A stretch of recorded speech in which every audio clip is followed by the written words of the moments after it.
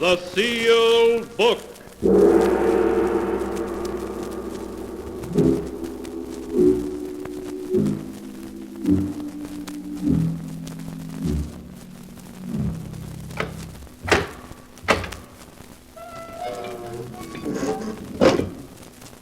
Once again, the keeper of the book has opened the ponderous door to the secret vault, wherein is kept the great sealed book, in which is recorded all the secrets and mysteries of mankind through the ages. Here are tales of every kind, tales of murder, of madness, of dark deeds, strange and terrible beyond all belief. Keeper of the book, I would know what tale we tell this time. Open the great book and let us read. Slowly, the great book opens. One by one, the keeper of the book turns the pages and stops. Ah, the strange story of a beautiful young actress who tried the most difficult role of her life when she impersonated death to win a prize of millions of dollars. A tale titled Death Rings Down the Curtain.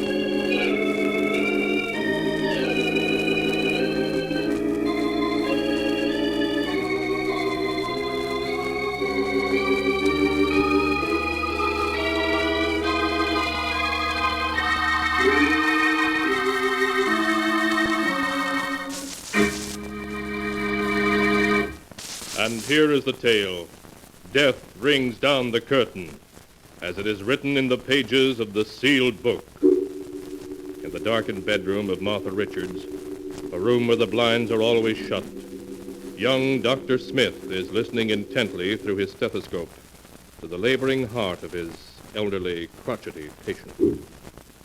Well, how much longer are you going to keep thumping me with that stethoscope, you old quack?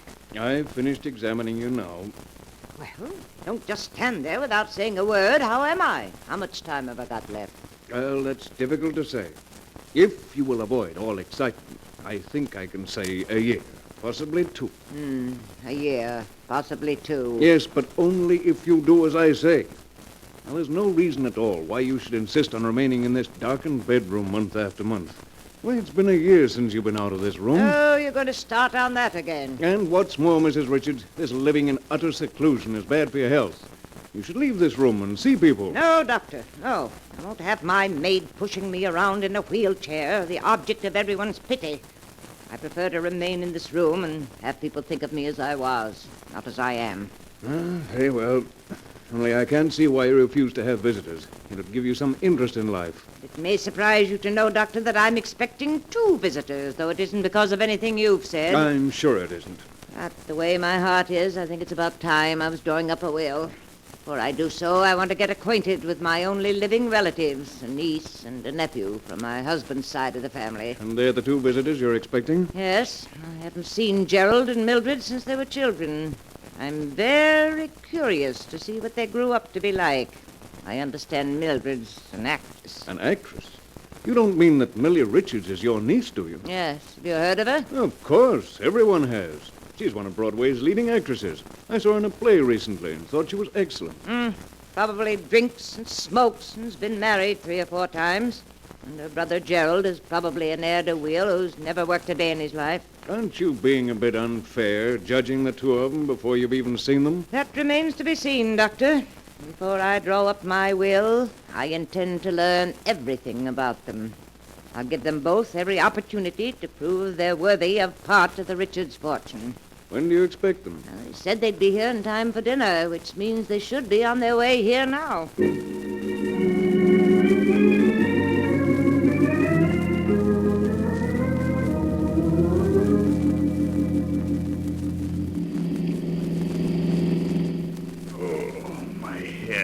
How's the hangover, brother dear? Painful, I hope. What am I doing in this car? Where are we going? Have you forgotten, darling? This is the day we were invited to visit Aunt Martha. You remember dear old Aunt Martha. She's the one with all that lovely money. Oh, save it, will you? I'm in no mood for your witticisms. Considering that I spent half of last night looking for you under nightclub tables, Gerald, you might be a little more grateful. Oh, my head. What a night. Yes, wasn't it, darling? Every place I went looking for you, they gave me IOUs you'd left behind. Exactly how much do you owe around town? $11,000. Millie, you gotta help me. If I don't pay up soon, I'll be in real trouble. What exactly am I supposed to do? You've got to lend me enough money to hold off my creditors. Lend you money? You may not know it, brother dear, but I'm far deeper in debt than you are. But you were getting $1,000 a week as the lead in Let Us Be Merry. How can you possibly be in debt? It's all very simple, darling. I was getting $1,000 a week and spending $2,000 a week. Well, that makes everything just perfect. Both of us so deeply in debt, we probably don't dare go back to town. Perhaps after our visit to Aunt Martha, we will be able to go back to town. What do you mean by that? Why do you think Aunt Martha sent us an invitation to visit her? Your guess is as good as mine. Aunt Martha's getting on in years, and unless I'm very much mistaken, she's decided to draw up a will. Naturally, before doing so, she wants to see what her only living relatives are like. Millie, do you really think she'll leave us some money? If we play our cards right, all we've got to do is convince Aunt Martha that we deserve it. And how are we going to do that? By showing her that we're lovable, simple, and unspoiled. Gerald, do you remember the ingenue role I played in I Dream of Love? Yes, of course. You weren't half bad. Half bad? Why, I was superb. The critics were mad about me. How dare you say I was only half bad? All right. You were superb. What about it? I think I shall play that role for Aunt Martha. Just a simple, unsophisticated girl, untouched by success. How am I supposed to behave? I'm no actor. You just play the strong, silent type, Gerald, and leave all the talking to me. When the curtain rings down on my special performance for Aunt Martha, the Richards' fortune will be ours.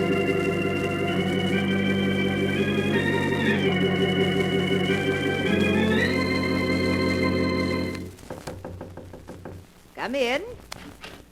Hello, Aunt Martha. It's us, Aunt Martha. Oh, come in, Mildred. Gerald.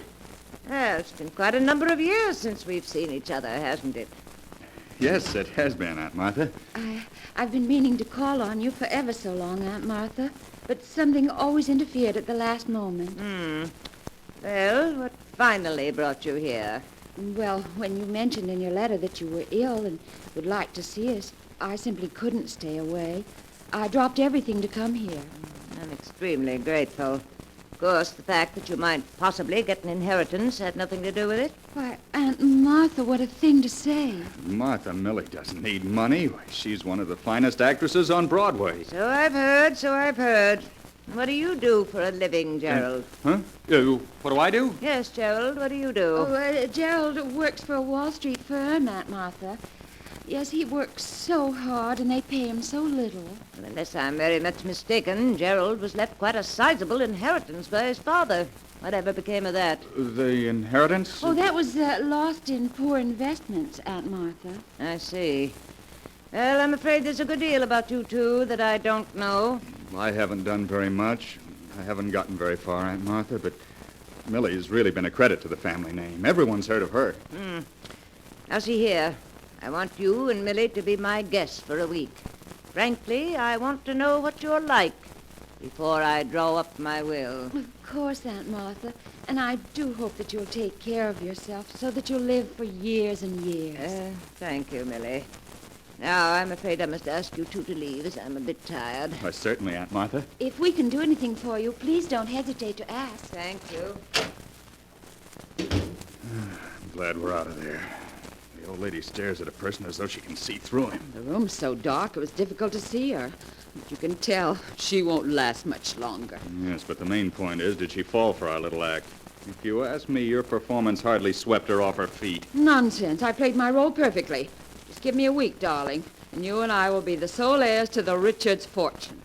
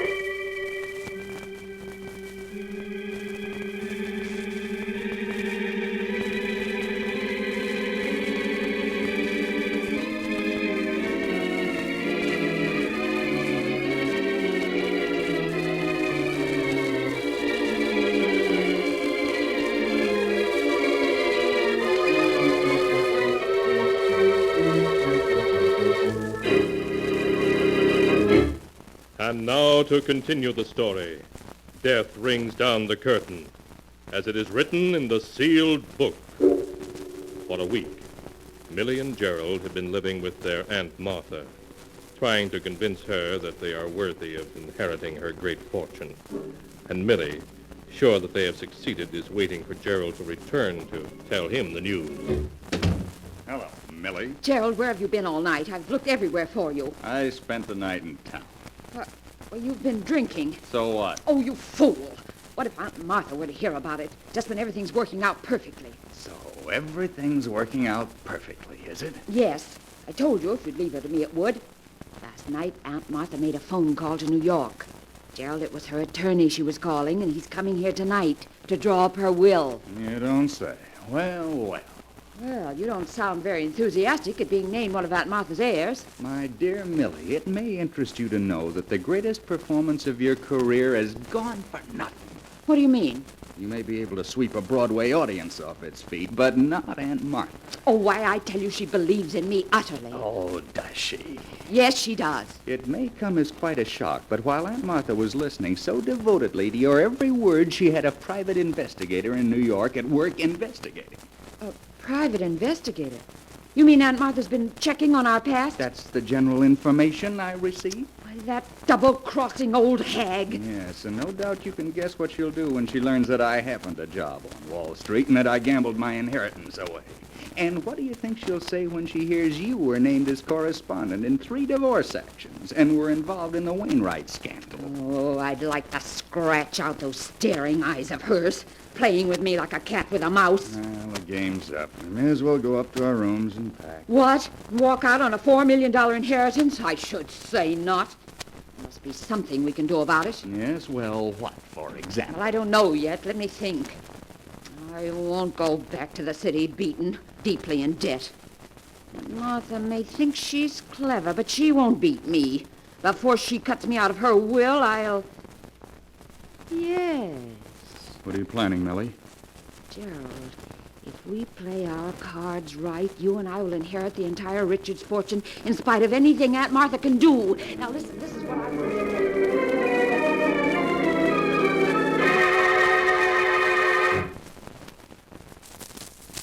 As Millie explained her idea, Gerald's face became white. But in spite of his fears, he finally agreed to do exactly as Billy asked. Then in the hours that followed, Millie locked herself in her room and practiced her aunt's signature over and over until she was finally satisfied. And that evening, as the clock struck 8, Millie and Gerald silently stole down the hall to the door of their aunt's room. Millie, let's not go through with this. It's madness. Quiet, you fool. I tell you it's the only way out. But what if we're caught? You know what that'd mean. I tell you we won't be caught if you do exactly as I say. I've everything worked out perfectly to the last detail. Get hold of yourself. I'm going to knock. You know exactly what you're to do. Yes. Good evening, Aunt Martha. I hope you're feeling well, Aunt Martha. Oh, Mildred, Gerald, eh? Come in. Thank you.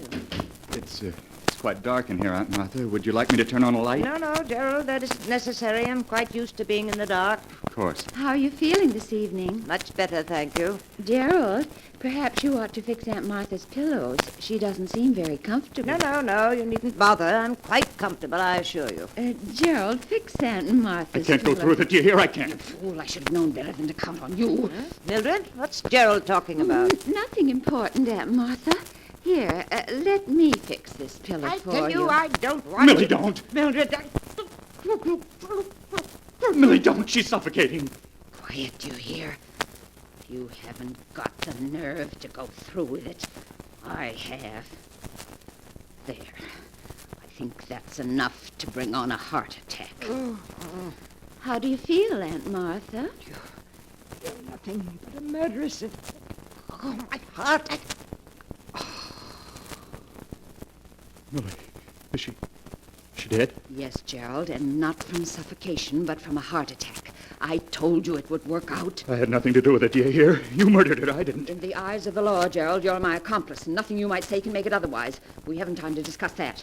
Aunt Martha's attorney should be here in an hour. Now, will you do as I say, or won't you? I have no choice in the matter. No, you're acting sensibly. exactly as I say, and we can't fail.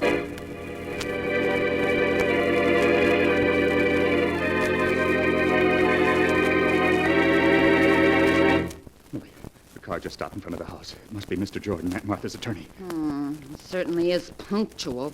Are you ready? I need a little more shading here under my eyes. Hurry, Millie. He'll be up here in a minute. Gerald, I've never been late for a curtain yet, and I won't be late for this one. There. Now, help me on with Aunt Martha's bedrobe. Right. There. Now, how do I look, Gerald? You look exactly like Aunt Martha. If I didn't know her body was in that closet, I'd swear you were her. In the dim light of this room, no one can help but take me for Aunt Martha. Yes, but what about your voice and the things you may have to know? Just listen to this. Don't be ridiculous, Gerald. As mistress of this house, I answer only those questions which I wish to answer, and I assure you I shall not be tripped up. Does that convince you? Yes, I'm convinced. Millie, quick. Get in bed. I hear someone coming. All right, Gerald. And please stop shaking. I tell you, we can't fail. I shall give the greatest performance of my career.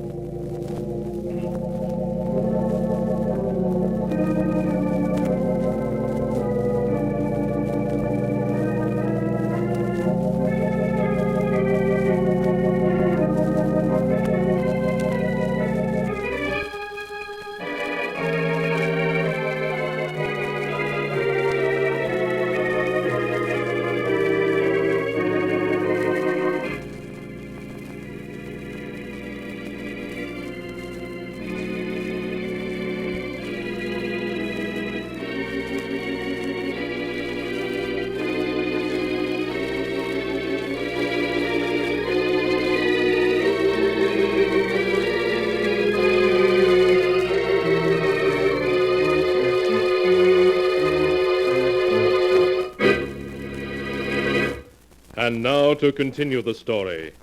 Death rings down the curtain, as it is written in the sealed book. Swiftly, Millie, made up to look like her dead Aunt Martha, slips into her aunt's bed, and then, as Gerald lights a cigarette with trembling fingers, someone knocks at the door. Come in. Good evening, Mr. Jordan. Come in, won't you? Well, Mrs. Richards, how are you? Why, bless me, it's been over a year since I've seen you. Really, Mr. Jordan? Has it been that long? Certainly has. How are your eyes? Still troubling you? My eyes? Oh, they're much better, thank you. Well, that's fine, Mrs. Richards.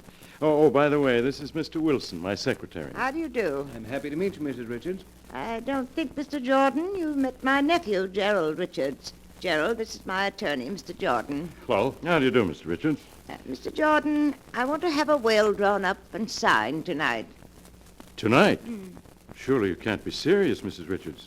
After all, your vast holdings require a will that will take you days to draw up. Oh, nonsense. I'll have none of your involved 40-page wills. All I want is a simple will dividing my entire estate equally between my nephew Gerald and my niece Mildred. But, Mrs. Richards, there are so many other details that enter into the matter of a will. For example, we must consider Mr. Jordan, will you do as I say, or must I get another attorney to draw up my will? Very well, Mrs. Richards. Mr. Wilson, please draw up a will dividing the entire estate between Gerald Richards and Mildred... Mildred Richards. She's Gerald's sister. Yes, thank you. I'll take care of it at once, Mr. Jordan. You mean, Mr. Jordan, you've never heard of my niece, Mildred Richards, the Broadway actress? Oh, you mean Millie Richards? Why, yes, of course. I've seen her in quite a number of plays. Oh, really? What do you think of her? Well, frankly, Mrs. Richards, I think your niece has a tendency to overact. Oh, you do you? Yes, take this last play she was in, Let Us Be Merry. Now, I think she played it far too hard for comedy. I'd have preferred to see an actress like, say, Joan Walker play that role. Well, that's only your opinion. I should like you to hear what the critics had to say about her performance. Gerald, will you please hand me Millie's scrapbook? You'll find it on my desk there. Really, Aunt Martha, don't you think you ought to... Please, Gerald. Oh, very well. I can understand criticism when it's justified, Mr. Jordan, but it seems to me you're going against my niece's huge public. Here's Millie's scrapbook, Aunt Martha. Thank you, Gerald. Now, just a moment, Mr. Jordan, and I'll read you what the critics had to say about Millie's performance in Let Us Be Merry. Yes, I'd like to hear it. Here we are. This is what Martin Walters, dramatic critic of the Evening Sentinel, had to say. Rarely in 30 years of theater going has this reviewer seen such a fine flair for comedy as was displayed last night by Millie Richards in her new hit, Let Us Be Merry, and that, Mr. Jordan, is the opinion of one of the finest critics in the country. Well, I may be wrong, Mrs. Richards. Naturally, I was only venturing a personal opinion when I said... I have Mrs. Richards well prepared, Mr. Jordan. I use the standard form. Oh, yes. Let's have a look at it. Yes, it seems to be all in order. You're sure that will, Mr. Jordan, will stand up in court? Oh, yes. Only you'll be leaving a good many unsettled problems to your heirs. It's quite all right. I'm sure they're capable of taking care of them. Your secretary can be one of the witnesses, can't he? Yes, Mrs. Richards, and your maid can be the other. Very well. Now, I'll sign first. There you are. That's fine. Now I'll have the two witnesses sign it, and everything will be in order. Good. I'm quite happy now that it's all settled. You look tired, Aunt Martha. I am, Gerald, I am. Are you finished, Mr. Jordan? Yes, Mrs. Richards. Good. Mary will show you and Mr. Wilson to your rooms. I'll see you in the morning. Good night. Good night, Mrs. Richards. Good night. They're gone. Well, Gerald, I told you it would work. We aren't through this yet. Don't be a fool. The money is as good as ours. All we have to do is put Aunt Martha back in this bed. Tomorrow morning, her maid will discover her dead body, and you and I will inherit everything.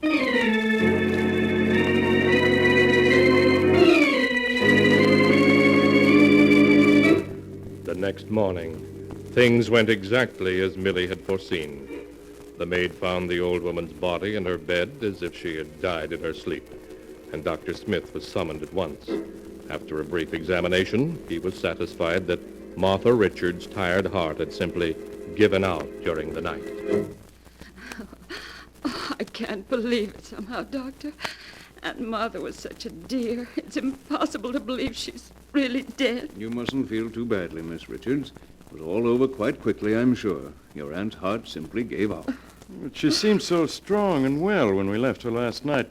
Why, when she and I were arguing, it was just like old times. You mean you and Mrs. Richards had an argument last night? Well, not really an argument, Doctor. They were just debating over my sister's ability as an actress. Yes, that's all it was. I hope you won't mind, Miss Richards, but when I told your aunt, I thought that you overplayed your roles. Oh, that's quite all right, Mr. Jordan. What did she say to that? She almost hit the ceiling when I criticized you. She claimed that you're the finest actress in the country. Oh, Aunt Martha was always a dear. Strange that she should have said that, considering that she never saw Miss Richards perform. Well, maybe she hadn't, but she pulled out a book of clippings about Miss Richards and read me what one of the critics had said about her niece. She did what?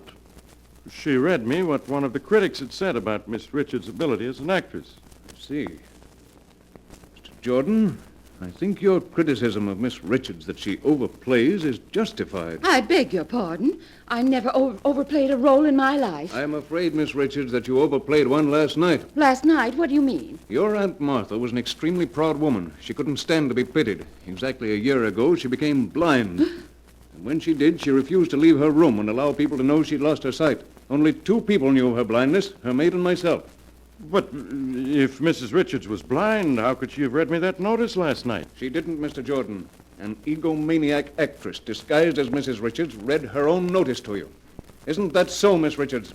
Go ahead, tell him, Millie. You're so clever. You're the greatest actress in the world. You had everything worked out to the smallest detail. Be quiet, you fool. They can't prove a thing. No jury in the world would believe them. I'm too great an actress to be convicted of murder. Do you hear? I'll give a performance that'll sweep a jury off its feet. They'll never forgive me. They'll never convict me.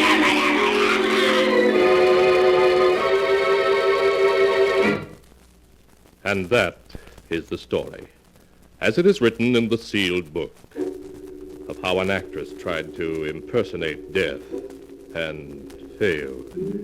Millie Richards had one more opportunity to act upon the witness stand at her trial, but again she failed. For the jury found her and her brother Gerald guilty and sentenced them to life imprisonment.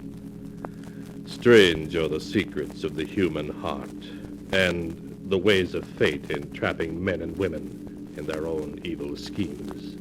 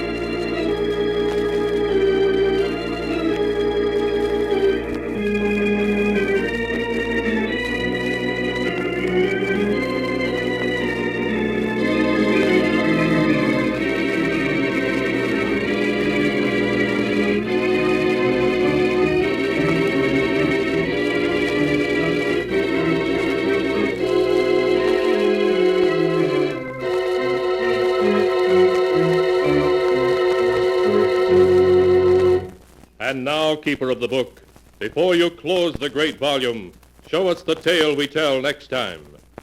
This one, yes, a weird and amazing story of a wife who loved her husband too fondly, and of another wife who came from the grave.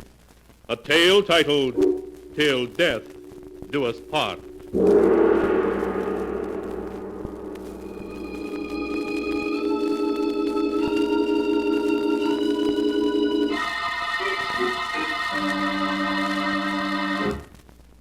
Be sure to be with us again next time, when the sound of the great gong heralds another strange and exciting tale from the sealed book.